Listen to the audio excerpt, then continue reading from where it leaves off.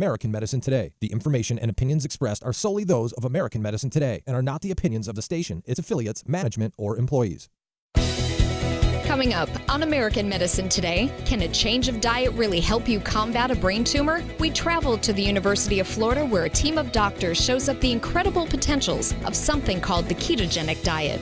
Then we go for a ride with retired Marine and construction worker Brian Layton, and he tells us about how the Bonati Spine Institute fixed his failed back surgeries from another facility. Finally, Dr. Bonati speaks with a friend of the program, Dr. James Pinkney, about his recent article on physician burnout in America. What measures can be taken to secure the stable future of our practicing doctors? Find out coming up on American Medicine Today. Featuring cutting-edge science and medical innovations, touching personal stories of recovery from pain, and political issues plaguing our healthcare. This is American Medicine Today, brought to you by the Bonati Spine Institute and Alfred Bonati, MD. Dr. Brent Reynolds, professor of neurosurgery at the University of Florida Health at Gainesville, has focused his research on neurostem cells in the brain, which produce new stem cells. His lab slowly evolved into a cancer research facility when they began focusing on cancer stem cells. Now, it's very interesting, and it's a very big word, glioblastomas. Did I say that properly? Yeah, it is, correct. Can you tell us what those are, and why are they so deadly? So it's a type of brain tumor. It's also referred to as a grade 4 brain tumor, and quite often we grade cancers based on the seriousness of it.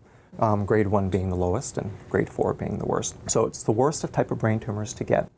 It has a terrible diagnosis, and usually time of diagnosis to time of death is somewhere around 12 to 15 months. The tumor typically shows up in the cortical or outer part of the brain, but it can really be found anywhere. Since brain tumors grow within the skull and are hard to detect, their diagnosis often comes rather late. And so it's almost always deadly. It's almost universally fatal. Probably the 5-year survival is 1%, 2% of patients. And what are the symptoms? How would one know if they might have one of these? Typically what will happen, so because it's encased in your, in this small little head of yours, this bony structure, is it's not like you get a lump on your skin or something like that. And so you don't diagnose it till you get some sort of neurological deficit. So you might be getting really bad headaches, you might have vision problems, patients will have seizures, you may have some motor difficulties. You go into the doctor, they do a brain scan, and they see this great big tumor sitting there. Dr. Reynolds has discovered that a specific diet appears to slow the growth of progressive brain tumors in mice. What feeds into the tumor's growth? Are they sugars, and that makes the tumors start to grow? So there's a lot of things that do that. One is the genomics of it. So pathways that cause cells to grow, pathways that tell cells to stop growing are dysregulated in cancers, in most tumors. However, one of the things that tumors use, they blow through tons of glucose. The reason tumor cells go through a lot of glucose is they're just metabolically active, like crazy, right? These cells are like dividing. And so that brings us to sort of your findings where if you regulate glucose in your diet, it can probably help with tumor growth. That's the hypothesis, right? To say whether that's 100% true. That's what we're studying. That's our hypothesis, and we're trying to test that. This is what got us started, several years ago, 5 or 6 years ago, on what was known as the ketogenic diet. It was developed in the 1920s. It was used for kids with epilepsy, and found that when kids were put on this diet, their epilepsy did better. So that basically started sort of a small, revolution where scientists like myself start looking at the ketogenic diet in cancer and saying, why is this helping? And how does it define help? What does it do to help? It slows down tumor growth. Okay. Now, the ketogenic diet is kind of like fasting. It mimics fasting in many ways. So it's really low in carbohydrates, like 10%, 3%. Really high in fat, like 80, 90%, and then a little bit of protein. Which it almost seems to go against every diet that we're told is good. We're always told fat is bad, yet it's the highest levels is in the ketogenic diet. Why is that? So that general statement is just wrong. I didn't make that to start statement. with. That's the preconception. But taking that out of the equation, two things happen when you go on the ketogenic diet. At least two physiological things happen. Number one, because you don't have many carbohydrates, your glucose levels come down. Because your diet is high on fat, what happens is fat gets processed and makes these things called ketone bodies. And so your ketones go up, your glucose comes down. 1950s, 60s comes along. Some anti-epileptic drugs come onto the market, and obviously ketogenic diet falls out of favor because the ketogenic diet looks like bacon and eggs, 3 meals a day, forever. Which sounds good for a couple days. Not bad Not for a forever. couple days, but not forever. Yeah. Really tough to do. Dr. Reynolds decided to research ways to improve the palatability of the diet by manipulating the levels of carbs and fat. He eventually stumbled upon something called medium-chain triglycerides. And so most fats, when you consume them, they go into your gut, they go to your lymphatic system, they go into your blood, and then they get processed through your liver. Medium-chain triglycerides, they go into your gut, they go directly to your liver via the hepatic portal vein, and they get processed, and they get turned into ketones. MCT is found in things like coconut oil. But you couldn't just consume coconut oil and get the same effect of the medium-chain triglyceride. So it's kind of like a concentrated form of an extract. Now that Dr. Reynolds was able to mimic the ketogenic diet, he and his team wanted to see if they had the same effect on tumors. So we treat some animals with the ketogenic diet. We treat some animals with our high-fat, low-carb diet. And the 2 animals live about 3 times as long as the untreated animals. And it actually mimicked identically the ketogenic diet. So how does a person take advantage of these natural therapies? For starters, go on the Atkins diet, because limiting your carbohydrates is the first step toward ketogenic results. At the same time, you would take a medium-chain triglyceride. And so, there's an oil you can buy. There's actually a company that sells a powder. What you would actually find is when your carbohydrate levels come down from being on the low carbohydrate diet, and then you take the medium-chain triglyceride supplement, your ketones go up. And so, they will go up, within like a half hour after consuming the medium-chain triglycerides, your ketones go up. By doing this, you are lowering the primary energy source for tumor cell growth. It's not a cure for cancer at all, but it's something that can help shift that balance in favor of slowing down the tumor growth. And the best part is that unlike chemotherapy, there are no side effects from this simple diet change. Do you know if it's effective in other cancers, or has that been tested yet? So, we've looked at some other cancers. So we've looked at lung cancer, colon cancer, breast cancer, and we see the same kind of effect. It's not going to be good for everything, but we think it's going to be helpful for a lot of cancers. And so you say the next step is the approval process for human trials? Yeah, so that's what we're doing right now. So we're working with the group at John Wayne Cancer Center in Los Angeles. Okay. We're working with our neuro-oncology group here at the University of Florida. And we're working with a neuro-oncology group at Tufts University. So what we're wanting to do is have a small consortium where we can now go formally test this in a patient population to say, is this going to be helpful? And the great thing about all of this is because it's just a diet, not only someone with cancer, but your average person, anybody can just start eating like that and circumvent your human trials and all of that stuff, because that's a process, of course. This is something they can start doing today. Absolutely. So anyone could do this. What they're finding with the ketogenic diet is not only does it show clear benefit for people with epilepsy, but now they're starting to look at things like how it may benefit people with stroke, how it benefits kids with autism, how it benefits Parkinson's disease, Alzheimer's disease. So there's also this very neurological focused benefit of the ketogenic diet. Dr. Reynolds and his team of incredible researchers at the University of Florida Health have shown that a simple diet change today can affect your health tomorrow. Well, thank you, Dr. Reynolds, for taking part in our show and letting us know about this technology that's shrinking brain tumors through a proper diet. And a diet that anyone can start today. Yeah, thank you so much. Thank you very much for coming by. Make sure you stay tuned, because coming up after the break, our Back to Life segment. Revolutionary in his field, Dr. Bonatti created, perfected, and patented the Bonatti spine procedures. Using his genius, Bonatti invented precise tools necessary to minimize surgery, scarring, anesthesia, and recovery. So successful are the Bonatti spine procedures, they consistently reflect 98.75% patient satisfaction. 50,000 successful procedures have been performed exclusively at our location. Over half our patients have suffered from failed back and neck surgeries at other facilities. Bonatti succeeds where others fail. After meeting Brian Layton, one could describe him as an unstoppable force. He's served our nation in the military, and he's worked almost every job imaginable in the construction industry. My history is construction. After the Marine Corps, I started working in heavy construction. Even before, I worked for my father. He was a union carpenter. The longer I've done it, I found my body deteriorating all the time. So what I would do is I used to try to figure a way that I could get into the industry and keep on working. So I opened a hearth shop in Connecticut, and I sold Harmon stoves and all kinds of wood stoves and pellet stoves and, you know, whatever, coal stoves, and I used to install them. And that was one thing that I had to sell the business because I was too stubborn. I kept on working, and lifting a 400-pound stove wasn't good to do when you had a bad back. Brian could no longer ignore the pain from years of his physically demanding career. Over the years, I was really starting to get a lot of back pain. So I went to chiropractors and everything else. Now, it wasn't until probably about 90 that I had my first back operation. My wife could probably tell you exactly when it was. My name is Gail Layton. My best friend fixed me up with him years ago. Actually, my best friend wanted to fix him up with my baby sister. And I'd heard horror stories of him in the Marines, and I'd said, there's no way you're fixing that animal up with my baby sister. I'll take him. We've been married 40 years. In 1999, he had a spinal decompression. Turned out that at the time of that decompression, they actually made his spine unstable. They took too much of the bone out. So because he's a big man, he started having problems after that. I went to several doctors. I went back to the same doctor, and he said, oh, there's absolutely nothing you can do about it. You're too heavy, you're too, big, and, we just can't do anything, So I ended up finding another doctor in Connecticut that actually was willing to operate on me, and he looked at the x-rays and the MRI. He said, oh my God, I didn't do this, did I?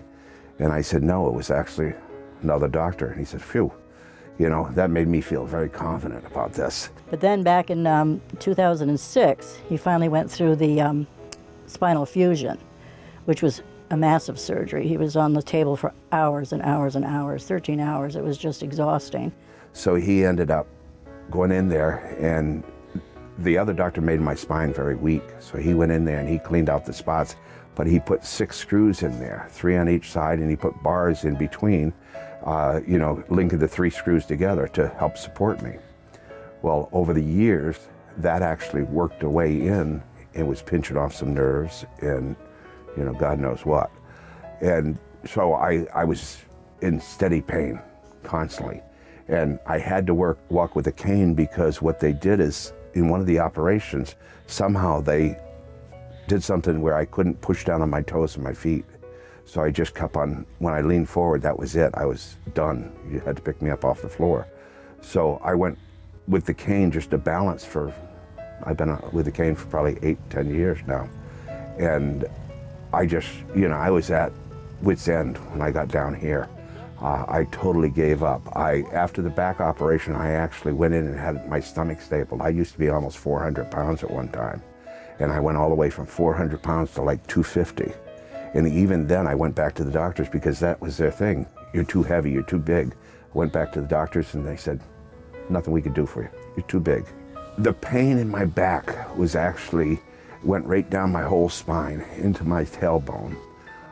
My shoulders felt like they were on fire, and the joints in my shoulders were so sore that I could barely, move my arms without any pain. And that's why I had to be on oxycodone. As I walked, as I moved, I'd get shooting pains down my legs, almost like lightning rods going down my legs and then through my back. It got towards the end that I had burning from my tailbone all the way around my waist and right into the crotch, where I was numb. So it was a case that I had no life whatsoever. And when I came down here, I was just, convinced that within a year's time I'd be in a wheelchair. And to see him deteriorate to the point where he was just absolutely hopeless. He figured this was going to be the rest of his life. And he'd been told by doctors that there was nothing they could do for him. He was just really resigned to probably being in a wheelchair. So it was very painful to see him. I think there's nothing worse than to love somebody and to see them being in that kind of pain and not being able to do anything for them. And particularly when they get to the point where you're just, he was just absolutely hopeless. He thought, he'd been told so many times that there was nothing, that he would have to live like that. As they had exhausted all hope in their home state of Connecticut, Gail, determined to find help for her husband, searched online for an alternative option near their winter home in Central Florida. She discovered the Bonati Spine Institute. I was shocked because when my wife called Bonati Institute, set up the appointment and everything else, Dr. Bonati himself called back and talked to me. And I mean, I know the other doctors. I knew them personally, and they would never call me for any reason to find out how I was doing or anything else. So when Dr. Bonatti himself called me, I was like, I couldn't believe this. I mean, a doctor's taking his time out to call me. I was shocked. And he talked and he told me exactly what he was going to do and how he was going to relieve the pain and everything else. And then I went in for the consultation. But he gave me such a good impression from the phone call. When I went there, he actually showed me the x-rays and the MRI, and he showed me where these nerves were being pinched and everything, and he showed me the hardware in my back and everything. And he actually showed me what he was going to do, and he told me that I was going to be awake during the whole operation, and I was able to watch it. And at that time, he invited my wife in and said, you can watch it too, which made me relax a lot because, I've had such bad feelings, bad experiences with the other operations. Having my wife in there as an advocate was like 100% more relaxing for me. Brian began his procedures in March 2016. The relief that I got is just unbelievable, but I was just amazed at what he could do. And when I got up off that table, and I figured I was going to be in the same boat, my wife was shocked because she used to grab my hand at about 3.5 feet high, and now she was at 4.5 feet high because I could stand up straight. It was like, like a reborn again when I was able to walk off that table and walk out and go for lunch. And it was like, I went in there at 10 o'clock, got operated on. At 12 o'clock, I was walking out on my own. Just totally unbelievable. After a very short time in recovery, him being able to stand up, walk straight, totally straight. I'd never seen him, I haven't seen him in the last 10 years since his original fusion that he had, be able to walk like that. I was just flabbergasted, and he looked at me and he said, I don't have any pain. I just bust out crying. It was just, and every surgery that we've had has addressed a different level of the pain that he's had, a different area of the pain, different symptoms, whether the pain, certain levels of pain was coming down the front of the leg or the back of the leg. And to feel him now feeling back in his feet, he hasn't had feeling in his feet for 10 years. And now he's back to completing projects in his workshop and enjoying long rides with his better half. Now I go to the store 2 or 3 times a week. I wouldn't want to go to Home Depot or Lowe's or anything like that because the pain was so great I couldn't walk through the store. Now I'm back to picking up materials. I'm working on my shop. I take my trike out now. I sold my Harley, and I bought a VW trike, and I've been working on that for the last 10 years. And I replaced the engine and the transmission and the linkage, and I'm almost getting it ready for me to paint. Every procedure we noticed an improvement of what every level that they were at addressed a particular symptom, and it resolved that symptom. So I'm just, I can't say enough about them. I have my husband back. My pain is virtually gone. Nothing short of a miracle. Those surgeries gave me my life back. Already, I feel like a new person. I'm going home new. I can chase my grandbaby now, I can garden, I can cook, and I'm really thrilled. The outcome's been remarkable. I feel 100% better. It's like a miracle. It was phenomenal. It literally did change my life. I was in a wheelchair at that time, and I left here walking. Every single pain that I had when I came here is gone. I'm ready to go home and feel great. This place is great. Thank you. Everything that they said they would do, they have done, and I'm very, very satisfied and happy with those results. I knew in surgery, in fact, I told the surgeon when he relieved the pain off the nerve. The pain is gone. I'm feeling wonderful. I have no pain. I feel better than I felt in 4 years from the surgery. It was almost immediate relief. Today I am totally pain-free, which is just amazing. It's fantastic. It definitely works. I mean, I really don't know what else to tell you. I'm happy.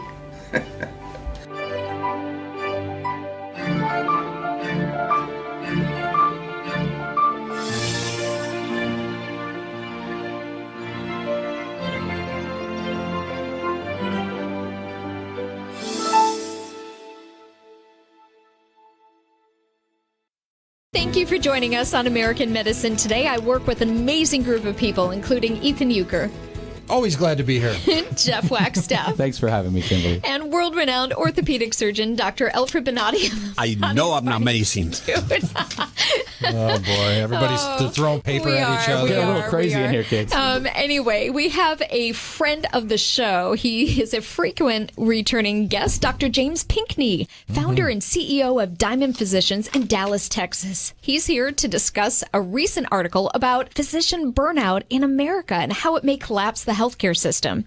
I agree with you, Dr. James Pinkney. How you doing, James? Hi, everyone. Hi. Hey, I thought they caught you sleeping. Yeah, right. He fell asleep during the intro on our goofing around. Now, Dr. James, this is a topic that we have discussed at length on this show. We've had many guests talk about it, and a recent survey in the article that I read of yours showed that 45% of doctors meet the burnout criteria. What do you think is the major contributing factor to physician burnout? Fighting with insurance.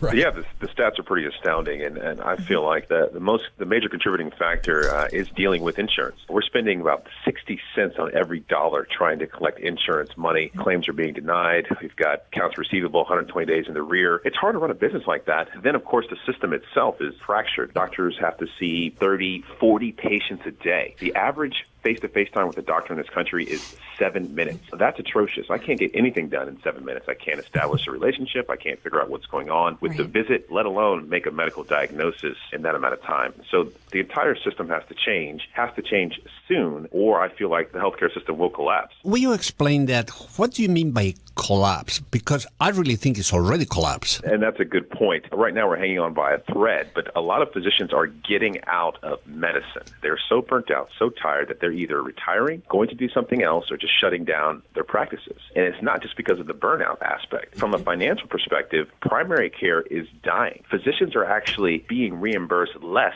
than the cost of a procedure, and you can't operate a business like that. So if we don't do something very quickly to completely revolutionize healthcare delivery, and I believe Diamond Physicians is the solution to that problem, we're going to be in a lot of trouble. And just like you said, Dr. Bonatti, we already are in a lot of trouble. Well, let me ask you this. I heard these conversations. We just see the tremendous amount of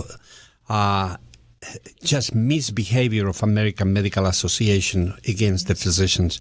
Not only they are blocking the physicians to be independent, at the same time they are forcing just in a cozy relationship with the government, creating the CPT codes and owning those CPT codes in a certain way that they can control how the physician is going to bill, what is going to bill, what is going to be the elements that are going to be now manipulated by fraudulent physicians practically, or nursing individuals trying to tell physicians that they are not going to accept that diagnosis or that code or that treatment. So this thing is something that I think we are very, very bad. And I'm talking about we physicians. We allowed this to happen. We have a voice, and the voice is very simple. We should say no. What you think? I agree. That's a great point. We are forced to practice medicine in a box. We can't order the tests and do procedures that we feel are necessary if it doesn't fit a certain diagnosis and a certain CPT code. It's ridiculous. And I don't know exactly where we lost control, but bureaucracy and managed care have taken over the system, and it's all about making money. It's not about taking care of people anymore. And I feel like my firm, Diamond Physicians in Dallas, Texas, we have a solution to this problem. We're putting power back into the hands of the doctors. And this is a model made for doctors, by doctors, and we are having tremendous success transforming primary care by offering membership medicine. No more insurance. Insurance should be used for catastrophic issues, heart attacks, motor vehicle accidents, hospitalizations costing thousands of dollars. We should use our medical insurance like we use our car insurance. When you fill up your car with gas, you pay with a credit card. When you need new windshield wipers, new tires, you pay cash. When you get in an accident and it's tens of thousands of dollars worth of damage, you file an insurance claim and pay your deductible. That's what insurance is for. It's used to mitigate risk, and we've gotten away from that in healthcare, and we've got to return to the 50s and 60s where where it was the patient, it was the physician, it was a cash interaction. You paid the doctor for their time, and insurance was filed on the back end. And I actually don't want any insurance to be filed for routine primary care. I want it to be all out of pocket, and I want insurance to be used for surgeries, for major medical, for catastrophes. And that's how we're going to. That is a great idea, but creates a division. You create a division between the surgical group and the medical group, because the surgical group never will be able to do that. And the medical group will be able to do it easy. So organize the medical group is absolutely necessary, but organize the surgical group is extremely difficult. And that's where the insurance companies are practically saying that they are going to rule the rooster. So what we need to do is we need to create a system where we can move patients. You know, if we have an insurance company, or we create our own insurance company, or if we have an insurance company that perform well with us, we should be able to move the patients from one insurance company to the insurance company that is behaving good, from the insurance company that is behaving bad. And if we do that, we become practically individuals that were working for free for one insurance company, with the only clear information that if we need to change the patient, the other insurance company is going to take it right there, and we will be able to treat that patient. That idea will save the surgical side.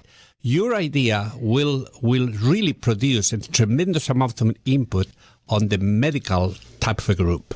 That's right. We have a doctor. Her name is Dr. Cynthia Stewart, and she was practicing for 11 years, seeing 30 to 35 patients a day, and she was just exhausted. She was hardly making six figures. The overhead was going up, reimbursements were going down, and she literally was going to close her practice down. She was going to get out of medicine altogether until she found out about Diamond Physicians, and she really came to us and said, thank you. I didn't know about this membership medicine model. This is amazing, and I'm going to convert my practice and stay with primary care, because this allows me a higher quality of life. I don't have to stay for 4 hours after I finish my day charting. I can spend more time with my patients. I can spend 60 minutes instead of 7 minutes. I'll make more money. And at the end of the day, it's all about quality of life and why doctors got into medicine. We got into medicine to help people, not to file insurance claims and fight with the government. Great point. Thank you so much. Dr. James Pinkney, founder and CEO of Diamond Physicians in Dallas, Texas. Thank you for helping retain our medical doctors and doing something that is proactive. Thank you so much. We need to get you more often on this program so you can talk about this one more frequent. Anytime you guys want to chat. Thank you. Off my schedule. Thank you so much. I appreciate it. Have a good day. If you have any comments or questions, contact us at the number below. You can tweet at Dr. Bonatti using hashtag American Medicine Today or hashtag AMT. We would like to hear from you.